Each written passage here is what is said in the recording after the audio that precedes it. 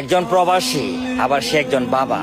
বাবার একটা ছোট্ট মেয়ে, এখনো তার দুনিয়া সম্পর্কে আহামরি কোনো জ্ঞান বুদ্ধি হয় নাই। অথচ বাবা চলে যাবে প্রবাসের মাটিতে, মেয়েটি এয়ারপোর্টে হাউ মাউ করে কান্নাকাটি করতেছে। বাবাকে বিদায় দিতে পারবে না বলে সবাইকে কান্নাকাটি করে বোঝানোর চেষ্টা করতেছে, আমি থাকতে পারবো না আমার বাবাকে ছাড়া। হয়তো আমার বাবা তার সাথে করে আমাকে নিয়ে যাক, নয়তো আমার বাবা আমার সাথে থেকে যাক।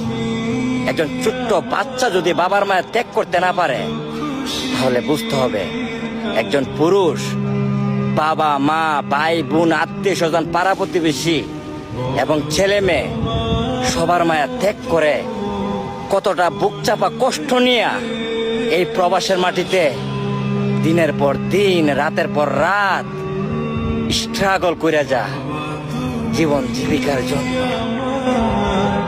বেঁচে থাকা